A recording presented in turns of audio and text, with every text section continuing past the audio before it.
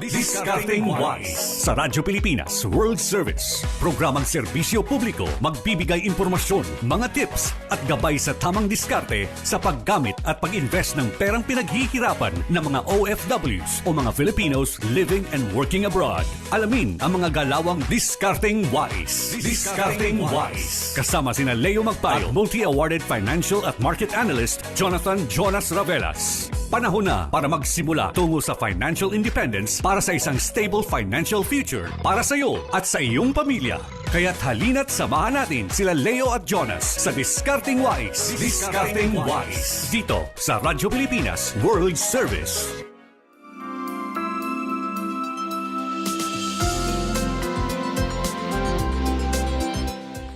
Ayan, magandang araw sa lahat ng ating tagapakinig at tagapanood dito sa Radyo Pilipinas World Service. Welcome po sa pinakabagong programa ng Radyo Pilipinas World Service, ang Discarding Wise. Layunin ng programang ito na gabayan ang ating mga kababayang OFWs para sa praktikal na solusyon, matalinong desisyon at tunay na wais na pamumuhay. Ako po si Leo Magpayo at kasama natin ang ating financial analyst na si Jonathan Jonas Ravelas. Magandang araw, Jonas. Magandang hapon, magandang araw sa iyo, Leo, at sa ating mga tagapakinig. Ayan, napapakinggan po ang Radyo Pilipinas World Service sa mga sumusunod na shortwave frequencies, 9.370 MHz, 9.925 MHz at 12.120 MHz. Napapakinggan din po tayo via live audio streaming. Mangyaring i-download lamang po ang Evox PBS receiver sa Google Play Store para sa mga gumagamit ng Android phone at sa App Store para naman sa mga gumagamit ng iPhone. Mapapanood din tayo sa YouTube at Facebook. Hanapin lamang po ang Radyo Pilipinas World Service.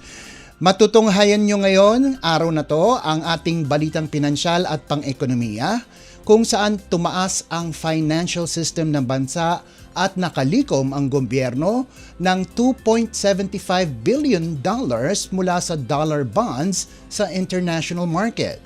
Bukod dyan, ito lamang sa simula ng taon ngayon, epektibo na ang 1% tax o buwis sa lahat ng mga remittances mula sa Estados Unidos. Ano kaya ang epekto nito sa ating mga OFWs at kung ano ba ang pwede nilang gawin? Sa ikalawang bahagi naman ng ating programang Discarding Wise, pag-uusapan natin sa segmentong Alkansaya o Financial Literacy kung bakit nga ba importante ang oras o tamang panahon sa pag-invest o pag-iipon. Kaya't simulan na po natin ang ating balitang pinansyal at pang-ekonomiya. Discarding Wise. Kasama sina Leo Magpayo at multi-awarded financial at market analyst Jonathan Jonas Ravelas. Ayan, lumakas ang kumpiyansa ng negosyo na nagpasigla sa patuloy na paglawak ng yaman ng mga bangko at non-bank institutions. Umangat sa 35.76 trillion pesos ang kabuang yaman ng financial system ng Pilipinas hanggang katapusan ng Nobyembre 2025. Mahigit 2 trilyong piso ang nadagdag kumpara noong nakarang taon. Ayon sa pinakahuling preliminary data ng Bangko Sentral ng Pilipinas, tumaas ng 2.38 trillion pesos o 7.1% ang pinagsamang yaman ng mga bangko at non-bank financial institutions o NBFIs mula 33.38 trillion pesos noong Nobyembre 2024. Tumaas din ng 1.3% ang kabuang halaga kumpara sa Oktubre na 35.31 trillion pesos. Kabilang sa mga yamang ito ang pondo at assets tulad ng deposits, capital at bonds o debt securities. Naku Jonas, ano masasabi mo sa paglago ng financial ng mga bangko at mga non-bank institutions nitong nakarang Nobyembre? Okay, ang unang masasabi natin dyan, talagang maraming naglagay ng pera sa bangko. So tulad ng mga households, napag-usapan natin yung inflation nung huli. Mm-mm. So, syempre, yung iba medyo hindi pa takot pa sila gumastos. So, nilagay nila yung pera nila sa bangko. Nandun lang.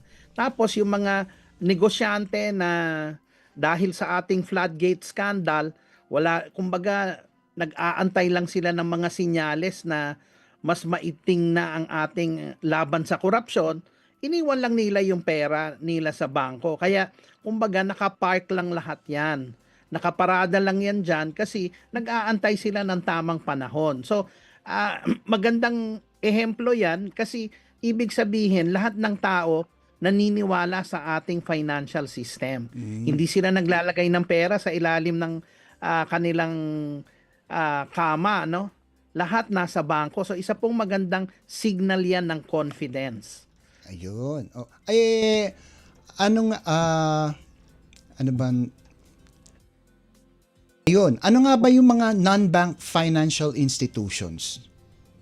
Yan yung mga tulad ni GSIS, yung mga at sa SSS, sila po ay hindi tumatanggap ng deposito. Pag sinabi po nating banks, sila po nakakatanggap ng deposito. So these are the non-banks.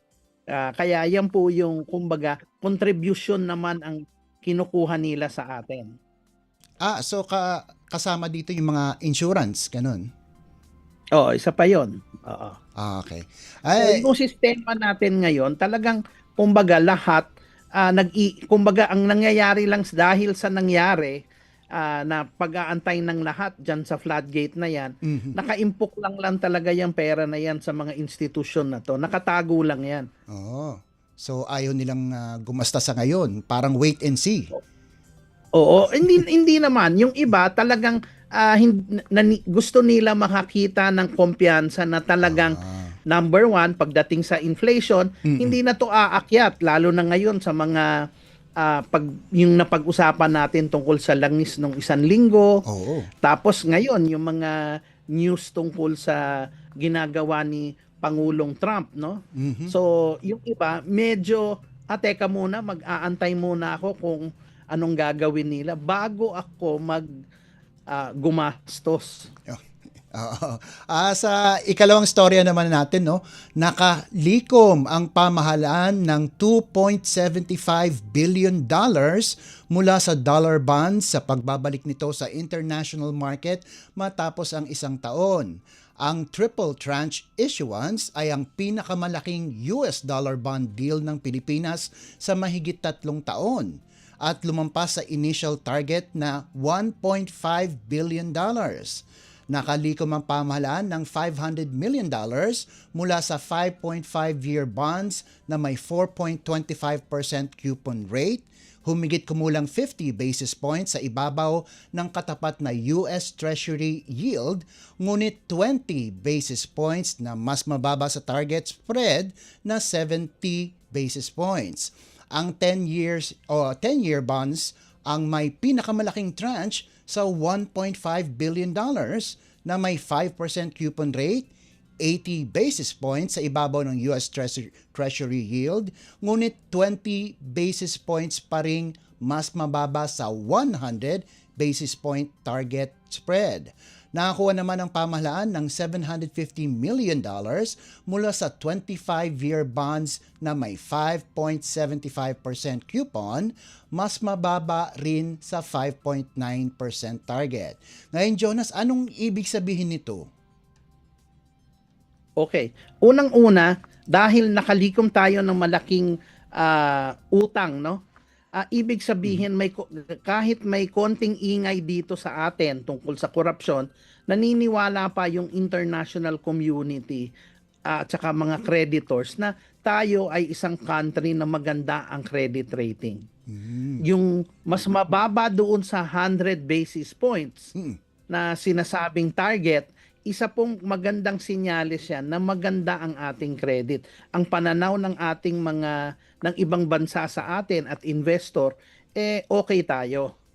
So isa pong maganda yan. Tapos, pangalawa, isa po itong strategy ng ating gobyerno na siguraduhin na natin yung mga kakulangan natin, iutang na natin habang medyo maganda pa ang ating environment, no? Natatandaan mo na bago nag-umpisa ang taon, nandyan si Trump, Pangulong Trump dyan sa Venezuela. And then ngayon yung Greenland, no? Ngayon inaaway din niya yung Canada. So itong mga uncertainty na to nakakadagdag doon sa 10-year yields. Bago magsarado yung 2025, nasa mga 4.10 lang yung 10-year na yan. Ngayon nasa mga 4.25 na. So medyo malaki yung inakyat. So tama ang ating gobyerno na utangin na natin ngayon habang medyo mababa pa at maganda pa yung environment. At hindi pa kumbaga kung magka-problema at magkaroon yung tinatawag na risk off, yung kumbaga ayaw tumayan ng mga international investors, hindi mahirapan tayo umutang. Ngayon, tamang-tama yung ginawa natin. Kaya malaki ang nalikom natin na puhunan para magamit natin sa ating ekonomiya. Ayun, siguro yun nga ang magandang tanong. Saan nga ba gagamitin itong inutang ng gobyerno? Oo. May mga portions ng ating national expenditure na medyo may kakulangan. Ito yung dahil doon sa deficit. So ginagamit natin to. Siyempre, ang una nating prioridad dyan, yung edukasyon, kalusugan, at saka yung infrastruktura. Yang tatlo na yan, at saka ang ating agriculture para masigurado natin na meron tayong food security, magawan natin yung ating mga infrastruktura para maka-attract tayo ng foreign investments papunta dito sa Pilipinas. So ibig sabihin yung 2026, yung pinirmahan ni Pangulo yung 2026 General Appropriations Act o yung GAA, para lang sa operating expenses kumbaga ng gobyerno yon, yung mga pasahod sa empleyado, mga pondo sa mga proyekto ng ahensya, pati sa mga emergencies katulad ng bagyo o mga kalamidad at kung ano na pa. Tapos yung mga perang nalikom sa mga dollar bonds na ito ay gagamitin para sa paggawa ng infrastruktura. Meron pa bang iba bukod paggagamitan ng gobyerno? Yun talaga yung priority natin. Ngayon, depende yan dahil may lumabas na bagong balita na nag-cut ng targets yung BIR at saka yung Bureau of Customs. So pag nag-cut sila, alam mo naman ang BIR at ang Bureau of Customs, yan ang ating mga kinukunan ng mga revenues o kita. Ngayon, pag nag-cut sila ng target, although nung 2025, lampas-lampasan doon sa target nila. No? Medyo, kumbaga, kung medyo mababa yung target, dalawa lang yan. Either medyo magtitipid tayo o ira-rationalize natin o pag-iisipan nating mabuti ano yung ipaprioridad natin na mga proyekto para sigurado tayo mag-fit doon sa budget. Ayun. Ito yung ikatlong storya natin. Magandang topic to, no? Epektibo simula nitong taon sa ilalim ni US President Donald Trump ang bagong 1% na buwis sa cash-based remittances sa Estados Unidos. Dahil dito nagtutulak ito sa mga OFW na lumipat sa digital channels. Saklaw ng buwis ang cash payments, money orders at cashier's check, ngunit hindi kasama ang bank transfers, debit o credit cards, e-wallets o pagdadala ng cash ng personal. Para sa mga madalas magpadala, dagdag pasanin ang buwis at maaaring magresulta sa mas maliit na halagang ipinapadala nila. Tinatayang nasa 8 hanggang 9 na bilyon ang mawawalang gastusin sa Pilipinas bawat taon dahil sa buwis. Dahil nananatiling pinakamalaking pinagmumulan ng remittances pa rin ang Estados Unidos kung saan umaabot sa 40% ang pumapasok na pera sa bansa. Naku Jonas, ano ang epekto nito sa ating mga kababayang OFWs? Nako, talagang isang hindi magandang balita yan, no? Dahil lumalabas kung sa isang $100, yung 1% ay $1, so 99 na lang. Bukod pa sa mga fees. Maipadadala. So medyo malaki yon para sa ating mga kababayan. So ngayon, kailangan nila maghanap ng mga yung tinatawag na digital channels na mas mababa ang mga service fees, no? Mm-mm. So, yan ngayon ang magiging problema. So, either hindi na sila pwedeng magpadala ng, kumbaga kung 3 beses sila magpadala sa isang buwan, Mhm. baka 2 o 1 beses na lang. O, isang Malakihan. bagsakan. Oo. Isang bagsakan. So ngayon, lang. tamang-tama ngayon itong ating programa para doon sa ating mga kababayan na nakaka-receive ng ating mga remittance. Kasi kailangan nila magandang diskarte para ma-stretch, mapahaba yung kanilang mga remittance kung 1 o 2 beses na lang kaysa kada linggo may nagpapadala.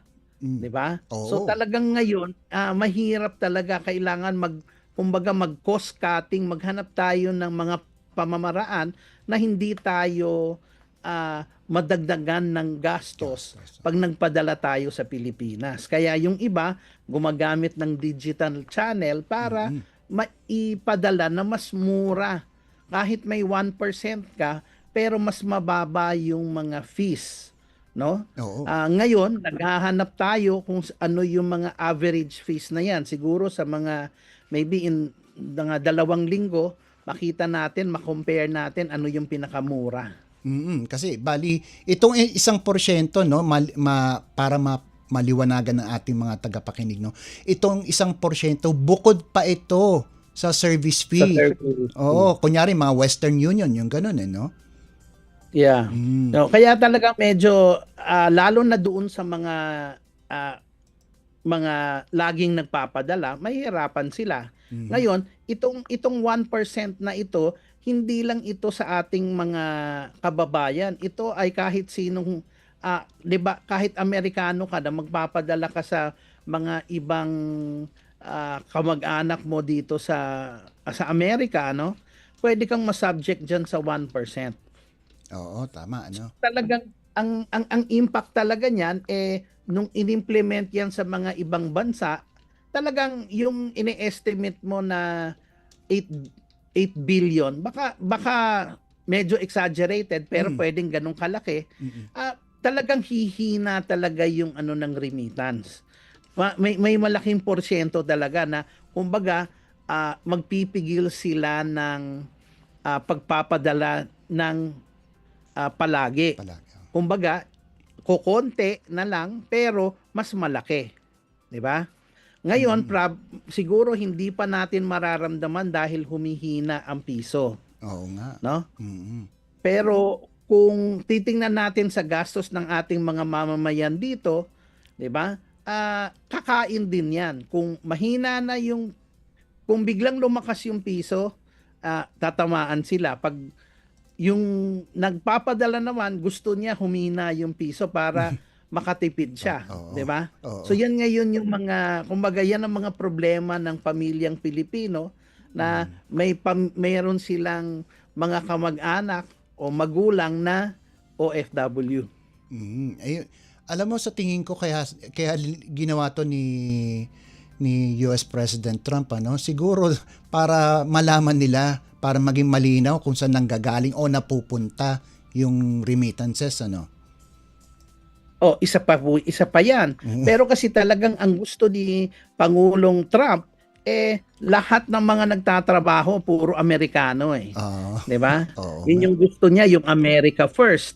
Pero wala tayong magagawa, o kumbaga wala na silang magagawa na pagdating sa healthcare, syempre naandyan ang Pinoy.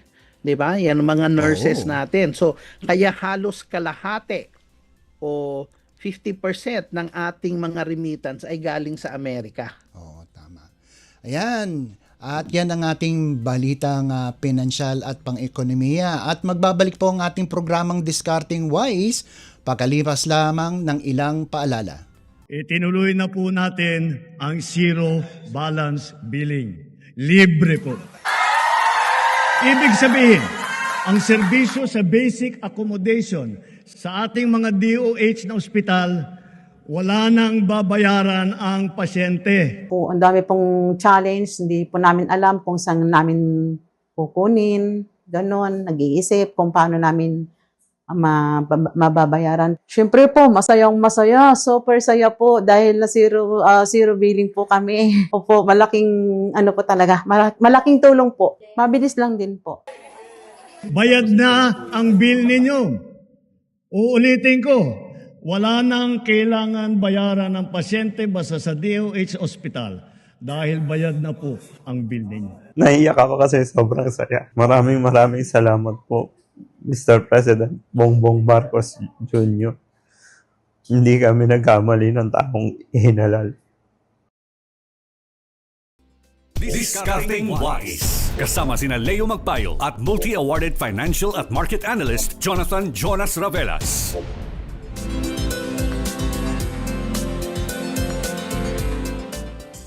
At nagbabalik po ang ating programang Discarding Wise. Eto na. Alamin na natin kay Jonas kung bakit nga ba importante ang oras o tamang panahon sa pag-i-invest o pag-iipon sa ating segmentong Alkansaya. Jonas!